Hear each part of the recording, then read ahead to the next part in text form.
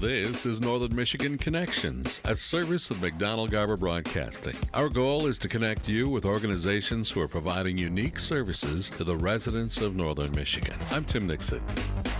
Northern Michigan Connections, I'm Tim Nixon. Mel's pushing the buttons, and Tom Coverly is here. He's an illusionist, and now he was trying to make everybody else disappear. But, Tiffany's here too, and so is Annika. That's his family. So I was just kind of kidding and messing with you. But Tom has been in the schools, live on stage at various schools in Northern Michigan, and addressing some of the things that are so incredibly significant to kids who they won't talk to us about it. They won't talk to parents about this. Bullying, suicide, somebody in school, maybe even themselves have felt like it, and cutting.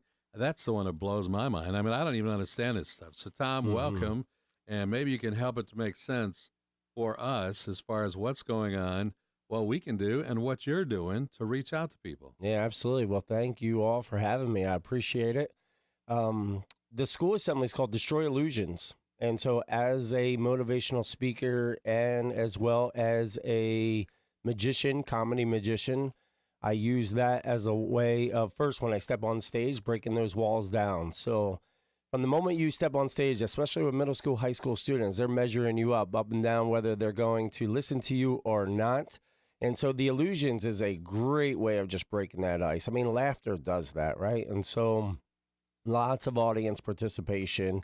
And so when they see their friends up there and everybody's laughing and having a good time, then it gives me a chance to get serious with them.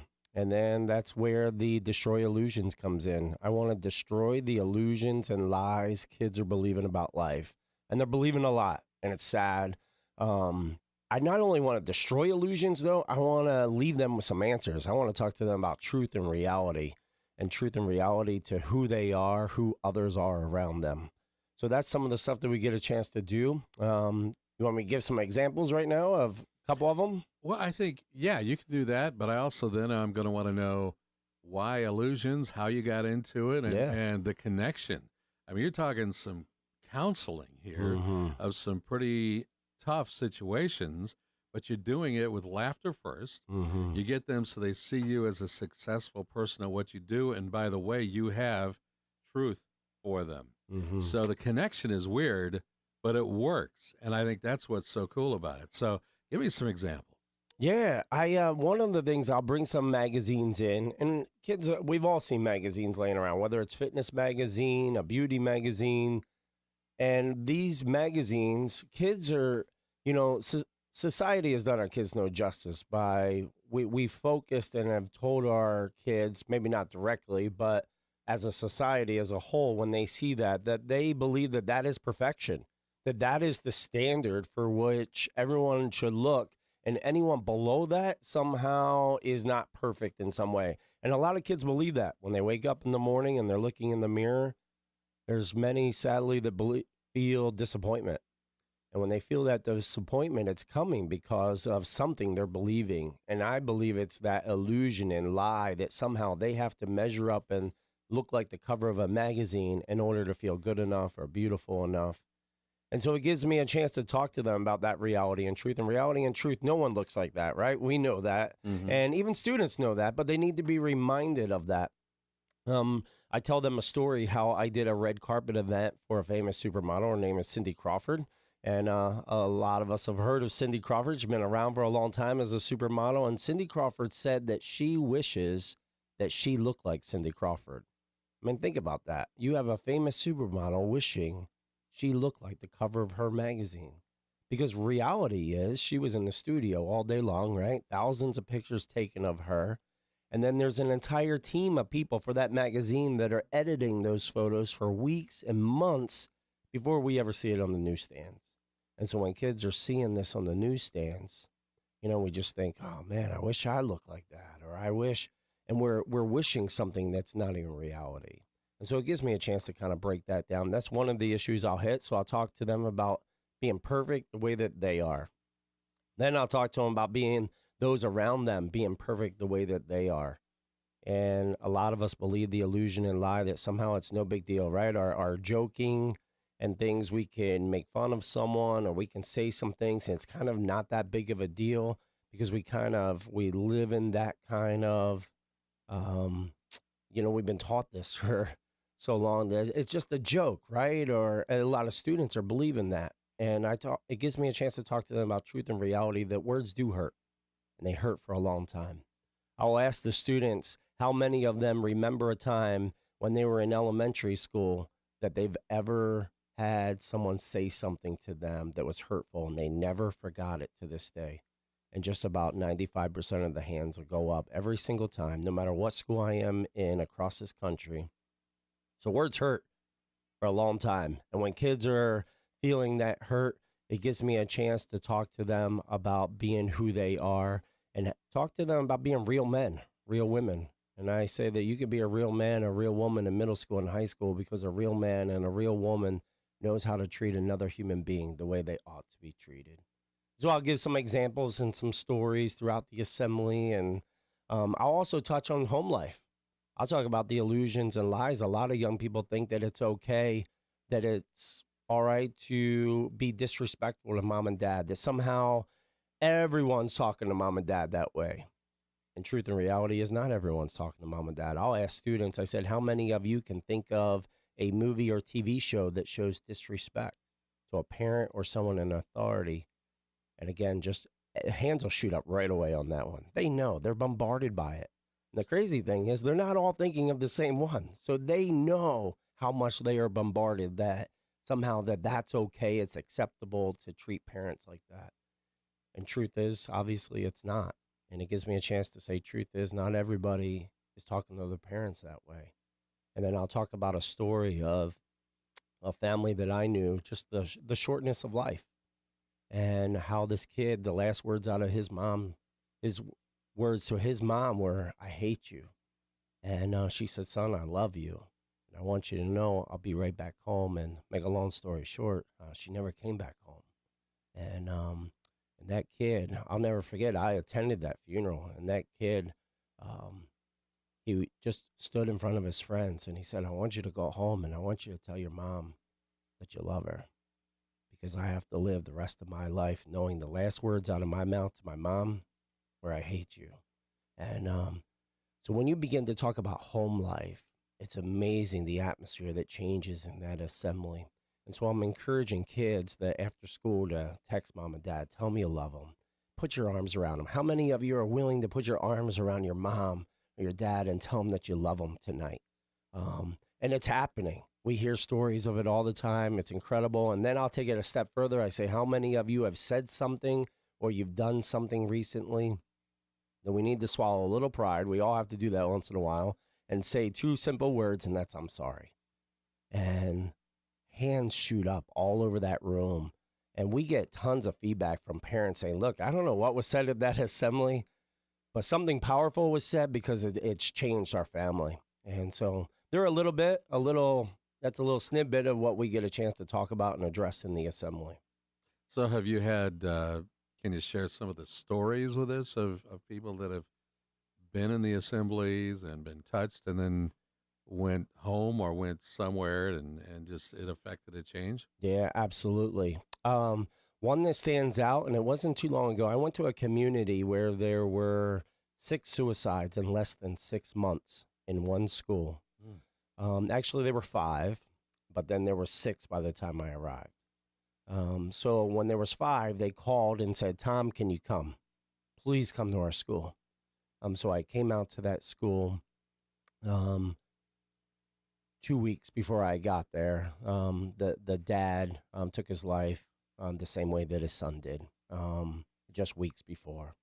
I will never forget meeting that mother and father, the parents of the older son and their grandson. And they threw their arms around me and they just sobbed and sobbed. And they came up to me afterwards and could not thank me enough for being there and offering hope to their community. It was a powerful moment. Another time we had a girl that came up to me right after a school assembly and tears rolling down her cheeks. And she said, "I'm so glad you're here today." She said, "I wrote a note and I was going to take my life right after school today. It was already planned out. And she said, this inspired me to want to keep living, push through what I'm going through. And we did the evening event, and she came back in the evening with her mom. And her mom held that letter in her hand with tears rolling down her eyes and saying, thank you, thank you, thank you. The timing of you being here was, it was beyond meant to be. And so they came out. It was incredible to watch that. And third story, these are the top three that stand out in my mind. There's hundreds of them. There was a girl that the day I showed up to do the assembly was her first day back in school. She was in a coma for about a month, and that was her first day back in school. And she was in a coma because she tried to take her life. And this young lady, she just shared how important it was that I was there and how much that inspired her to want to even just use her story in the future to reach other people once I was there at the school. So just some powerful things happening. Blows me away. It's humbling, you know. It's just, I don't deserve to be up there, you know. None of us deserve to be able to be the one up front inspiring our young people, because we all are in this journey together, right? We all don't have it figured out. Mm-hmm. But I do know some truth and reality, and as we all do, and so you get a chance to just share that, inspire kids, and it just motivates them, and it's powerful to watch it happen. So you're from New Jersey? Originally, yes, New Jersey, Camden, New Jersey. Yeah. Not many people applaud that, but it's a rough city. It's a rough city. Is it? So how did you find yourself in this situation where you're going around talking to people and talking to kids and not just kids? I mean, I've seen your talks, and I've seen adults, and I've seen a lot of people. I mean, even just a few minutes ago, I was kind of choked up myself just because. I mean, you touch on things that people live through or hopefully live through. And how'd you get involved initially? We can just barely start that before we take a little break. Yeah, absolutely. In a nutshell, I as a teenager, someone spoke some truth into my life. Now that was more from a faith aspect, and changed my life around. I was in middle school at the time, and up until that point, you know, I needed to hear some of that truth, and just changed me, just changed my thinking. It made me want to be able to go and do something that was going to reach out to young people. And so I went off to college, and actually I was a youth pastor actually for a lot of years. That's what I did.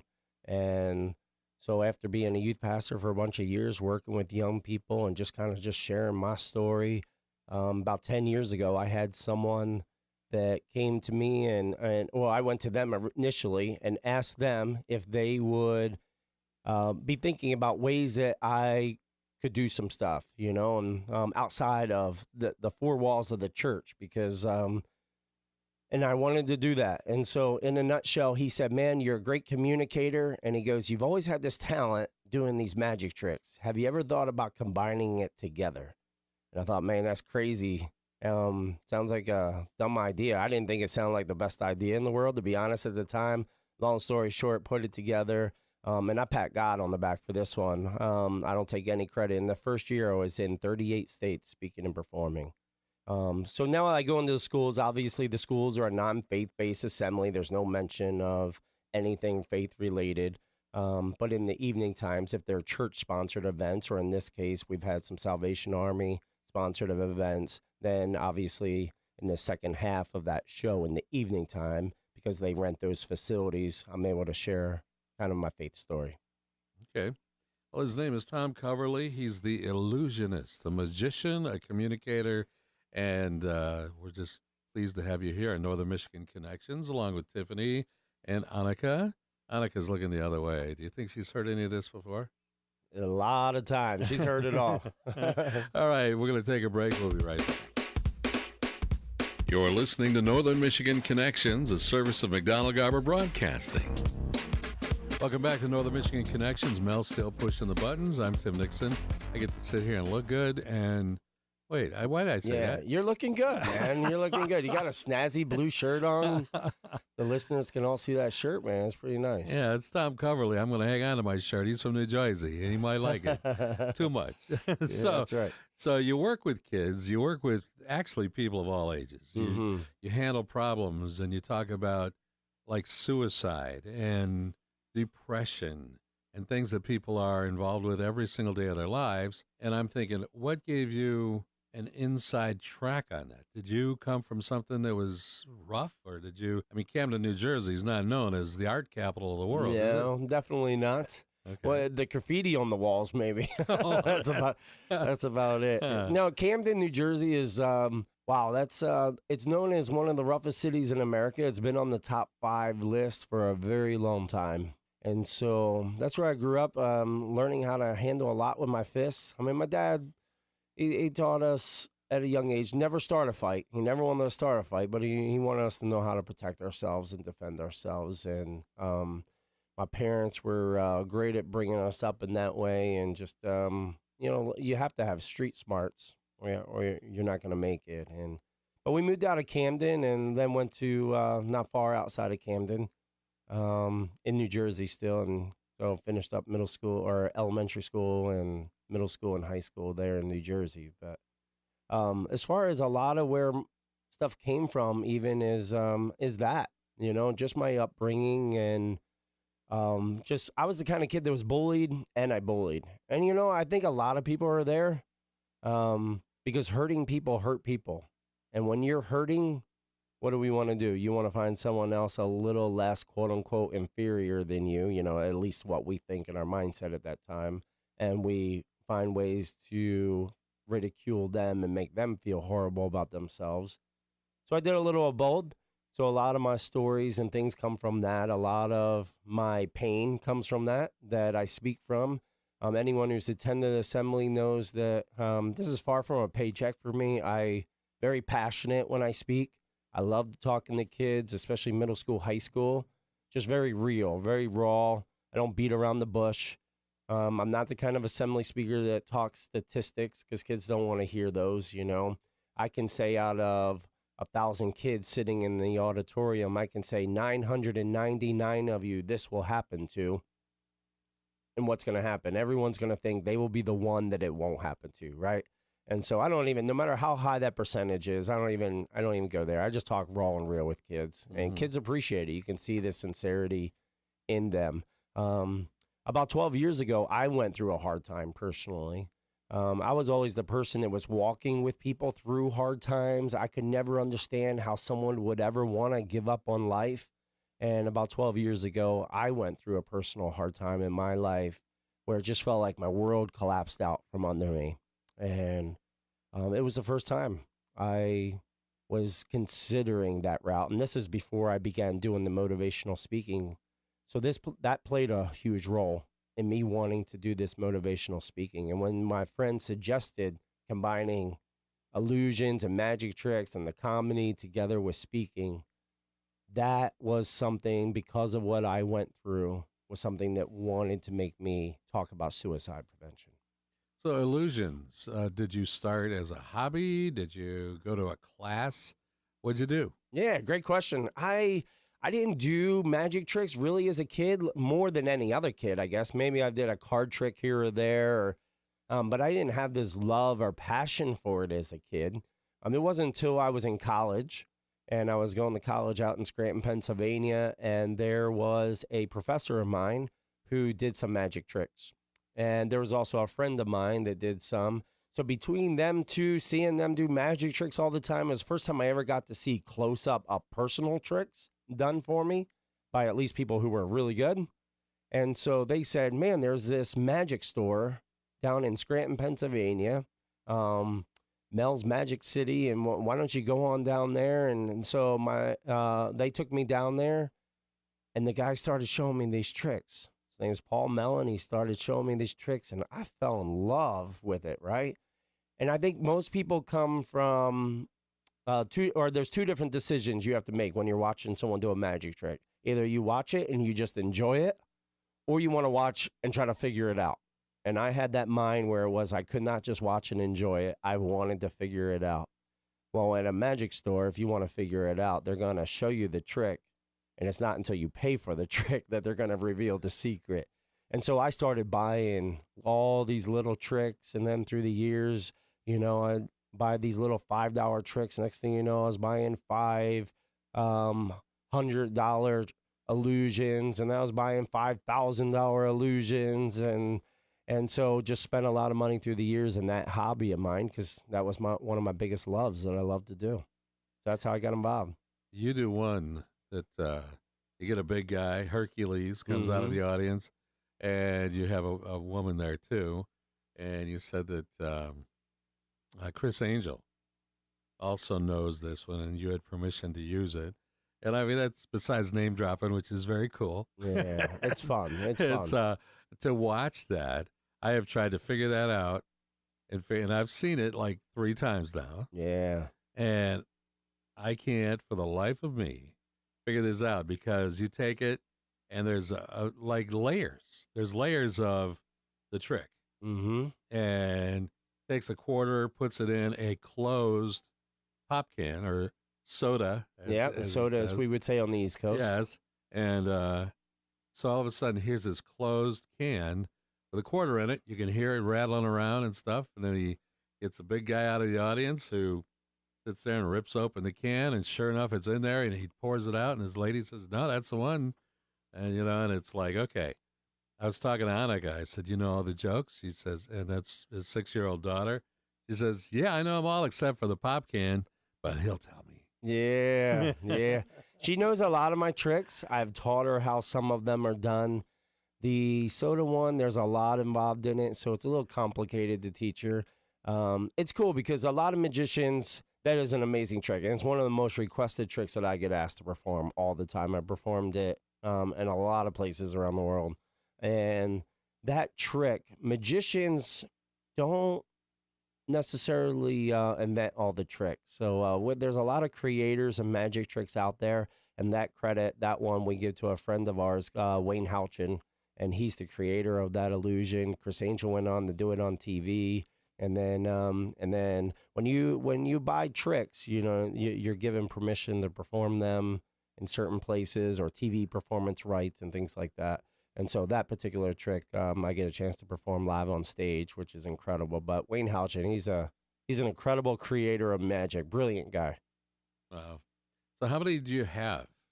How many tricks? Can you even count? Oh, I've never been asked that question. I have enough stuff that I could do a show probably for an entire day if I had to. Like I have enough illusions. I could probably do magic around the clock, 24 hours. If someone would sit there that long, I could probably entertain them for 24 hours straight with all different tricks. Never repeating. Never repeating. Yeah, it's just crazy. There's a lot that I've learned through the years and still a lot more to learn. So the tricks, the illusions open up the minds to these kids or the people that you're speaking to. And you go to assemblies, high schools, but you also go to professional conventions. You have been to Hollywood. Mm-hmm. You've been before some of the whole cast of some movies and TV shows and stuff like this. Mm-hmm. And so, I mean, this has opened doors for a kid from Camden to sit here and roll out all these different illusions to get people's attention. And yet, you're always using this as an entry to get into their minds and their hearts to try to change their lives. That's it. For me, that's the most important. If I was just an entertainer who used that just for accolades or anything like that, I wouldn't want to do it. Honestly, road life's hard. We're on the road a lot. My wife and our little 6-year-old, we tour full time together. I mean, just in the last 2 months, we've had 8 one-way flights and a couple round trips and a lot of driving in between in rental cars. And it's wearing, it's not as glamorous as people think when you're on the road and you're touring. So if all it was to just entertain getting up in front of stage and accolades like, hey, great job up there, I wouldn't want it. To me, there's a much more rewarding factor, and that's making a difference in people's lives. And I tell people all the time, anyone who knows me, my greatest passion in the entire world is not what they just saw on the show. It is not doing the magic tricks, even though I love making people laugh. I love entertaining with illusions. My biggest passion is the message that I get to share, because that's reality and that's truth. The illusions, they're not real, right? We all know that about illusions. It's like the movie Transformers. We can watch the movie Transformers. We know that cars don't really turn into robots. Little kids, we may have to remind them of truth and reality. But we all know that that doesn't happen. And so it's hard for me to be passionate about something that's an illusion, that's not real. But I can get passionate about speaking truth into people's lives. So it opens those doors. Sure does. And faith is the bottom line. If they come back to the nighttime shows, then you get to share your personal story. I do. And that's faith-centered. Mm-hmm. That's how you went from kid from Camden to an illusionist who's touching people's real lives in their hearts, in their spirit, and their soul. To me, that's this is the biggest aspect of my life. When I'm in the schools, as I said, that I can't share my faith, and I don't do that. But that plays a major role. To me, that's where the ultimate hope comes from, is from my God, and so I would be nothing without God. I honestly, people go, how did you change? I didn't change on my own. I changed because of the hope that was offered to me through who Jesus is. And so that's absolutely changed my life, changed my world. And I'm pretty bold about sharing it when it's appropriate. So what'd your mom and dad say about all this stuff? Because you came from a pretty tough background, and Dad says you finished the fight, and you're still fighting today, but you're fighting differently. So what do they say about all this? My parents are my biggest prayer warriors today. It is great. They are my biggest prayer warriors for this ministry. They're so in love with the Lord, and it's just amazing to watch. Just the other day, actually, they sat on the phone with us just a couple days ago, and they were holding hands. They're like, we're holding hands and we're praying, and we had them on speakerphone, and my wife and I just holding hands and them praying before our event. So it's awesome to watch them change, how God has changed my family's life. Again, we're not perfect. We don't have this life all figured out, but we're on this journey all together, aren't we? Yeah. And all I know is I want to keep pressing forward. I want to keep going forward. I want to keep offering hope. And to me, again, that hope comes through who I believe in, and because he's changed my life drastically. Well, you're going to have 20 assemblies in Philadelphia in the next week? There's roughly about that. I don't have the full schedule in front of me, but I know a few weeks ago we did 29 in 1 week between school assemblies and evening events. And then we did about another 20 that next week. So just in a couple weeks, there was too many to count. But just trying to hit every school. And, that promoter is a friend of mine on the East Coast through the Youth Alliance, and he brings me out on the East Coast, and it's just awesome. Their motto is every kid, every city, and we're trying to reach every kid in every city that we can to talk to them about, number one, they're perfect the way that they are, and number two, the people around them are perfect the way that they are, and be a real man, be a real woman, because real men and real women know how to treat other human beings the way they ought to be treated. Tom Coverly, and you have a website? We do. The website for the school assembly is Destroy Illusions Tour, destroyillusionstour.com. And then the website just for our faith-based related stuff is my name, tomcoverly.com. Okay. That's where I went, and I found out all kinds of stuff. I saw videos and saw you and stuff. You're going to have to get Tiffany on there with her new music, her new album. My wife is a singer and Christian R&B pop artist, and so she's got some great music, and they can check that out at tiffanycoverly.com. Awesome. All right.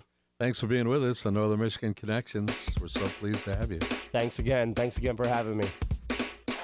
You've been listening to Northern Michigan Connections, a service of McDonald-Garber Broadcasting, connecting you with organizations who are providing unique services to the residents of Northern Michigan. If you have questions or comments about today's show, contact Carrie.Davis at 106khq.com.